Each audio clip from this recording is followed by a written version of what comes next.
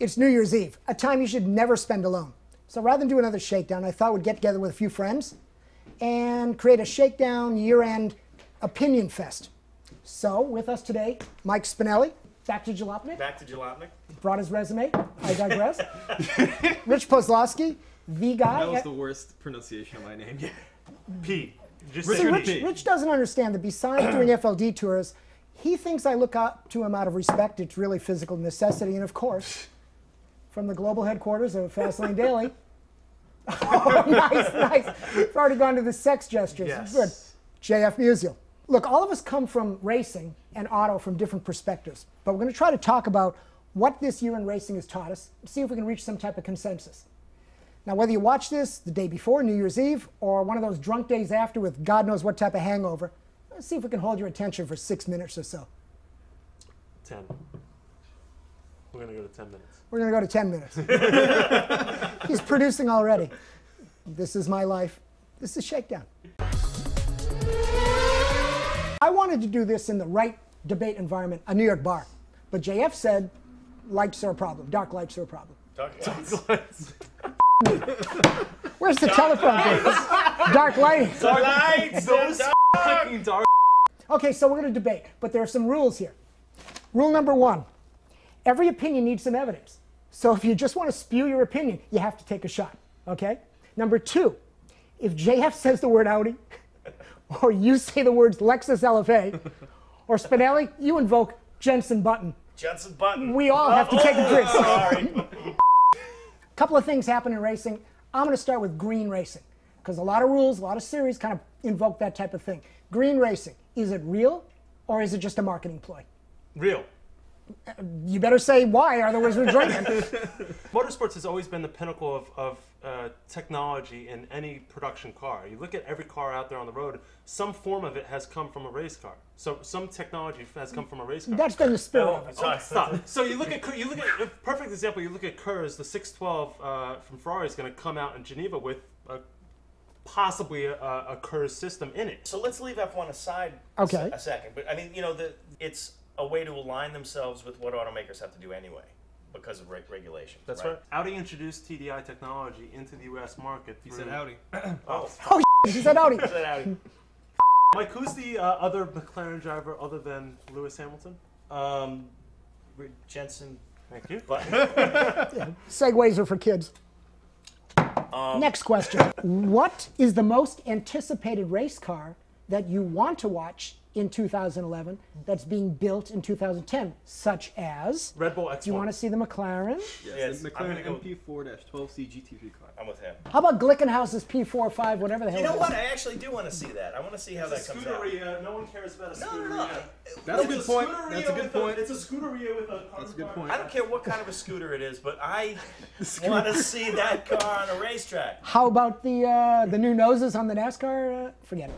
Next, I want to next. see NASCAR more stickers in NASCAR. Okay, NASCAR. Here's the scenario. It's Japanese, I think. I go from Italian to Japanese.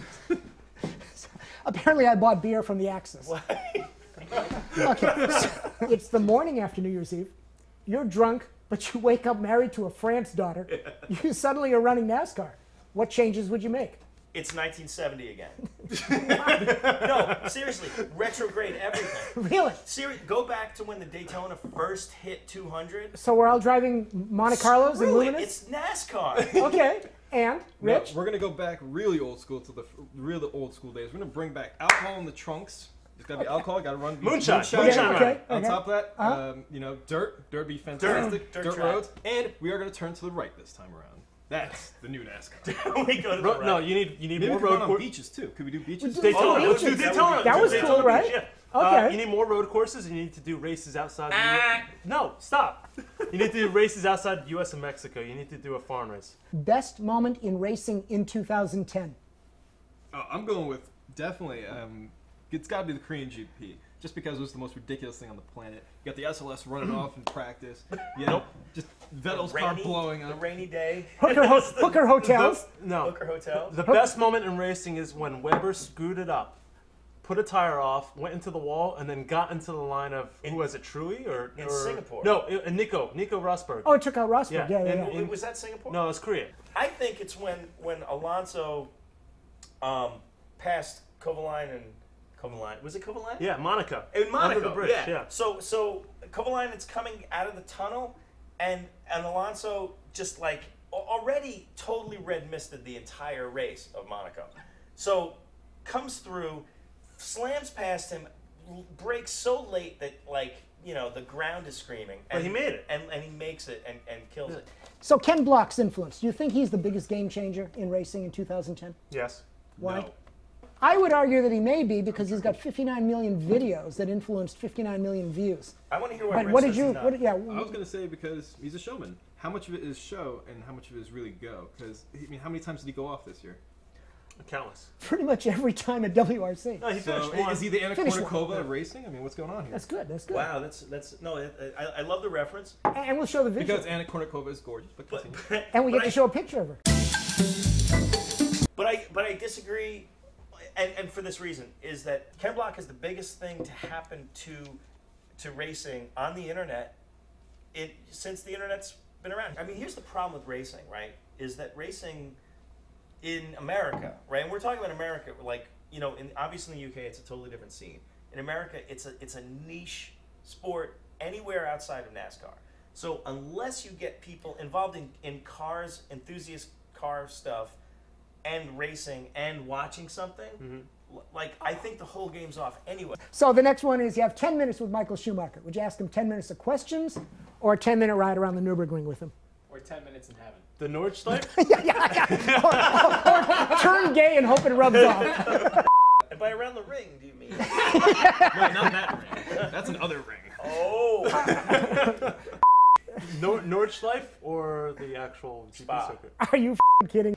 All right, last question for the ever-drunkening group. Grassroots racing or full-team professional OEM manufacturer racing? Which one do you think is the way to go? I don't think you can have professional racing without grassroots racing. Grassroots racing obviously feeds the series. So let me clarify my question. So Ford, for example, chose not to go racing with Mustang. They built Mustang race cars for other people to race. They need that to survive, like Audi. The R8 was a prime example where the companies make more money off of the grassroots motorsports than they do than supporting their own teams. Well, and to that point... Wait. How is that?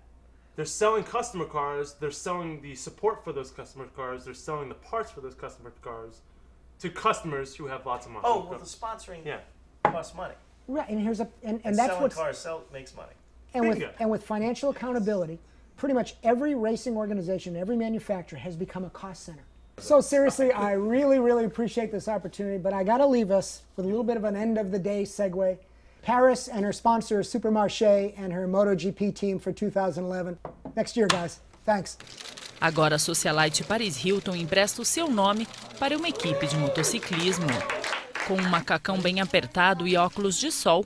I love motorcycles. I think it's such a sexy sport.